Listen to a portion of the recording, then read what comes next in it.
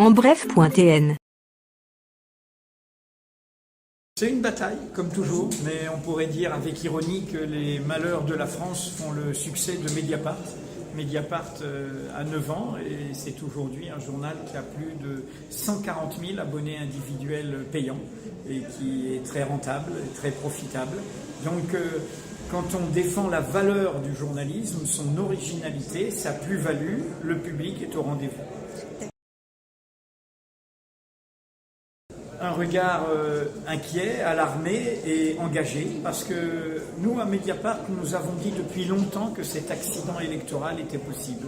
Et depuis le premier tour, entre les erreurs commises par M. Macron dans sa campagne, les non-consignes, le silence assourdissant de M. Mélenchon, la tentation par une colère de dire blanc bonnet, bonnet blanc, eh bien, il y a le risque, avec l'abstention et inversement la mobilisation d'un électorat de droite autour de Mme Le Pen, que cet accident soit possible. Donc je sonne l'alarme, je le fais pas seulement dans Mediapart, mais dans les médias.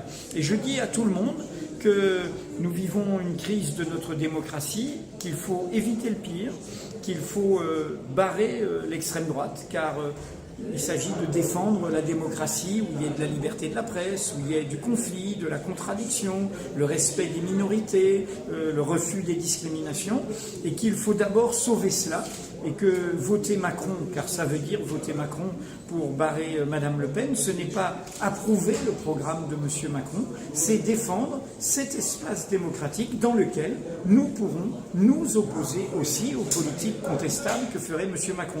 Je préfère être dans l'opposition sous la présidence de M. Macron que sous le régime autoritaire et identitaire que ne manquera pas d'imposer Mme Le Pen. C'est en tout cas le pari qu'il faut faire, parce qu'il faut, comme disait un homme qui avait sonné l'alarme dans les années 30 sur le fascisme en Europe, tout seul, il s'appelait Léon Trotsky, et il disait face au fascisme, je suis prêt à m'allier avec le diable et sa grand-mère.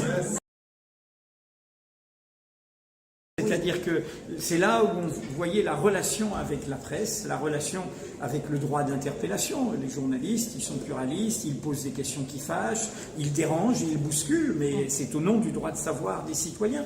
Vous le faites et nous devons tous le faire. Et le fait qu'un mouvement politique ne le supporte pas, qu'il interdise, ce qui est le cas de Mediapart, des événements publics à nos journalistes. Pourquoi? Parce qu'on a révélé des faits qui les dérangent. On a révélé des problèmes de financement, de détournement de fonds publics, des problèmes de violence politique à l'intérieur du parti, avec des actes physiques très violents et évidemment une culture qui est profondément intolérante. Donc cette alerte faite par 29 rédactions, il y a toutes les rédactions, de droite, de gauche, du centre, pour dire, là il y a un principe. Et là on est au cœur de l'enjeu du 7 mai. Ce n'est pas une question d'opinion, c'est un principe fondamental. Et il y a eu beaucoup de temps pour conquérir ce droit. La liberté de la presse, c'est fragile. Regardez ce qui se passe en Turquie. Société de défendre, c'est un droit. C'est un droit des citoyens. Nous, journalistes, ce n'est pas un privilège que nous défendons. Nous défendons, et je le redirai ce soir avec l'honneur qui m'est fait par réalité, vraiment, nous défendons un droit des citoyens, le droit de savoir. La liberté de la presse n'est pas un privilège des journalistes, c'est un droit du public.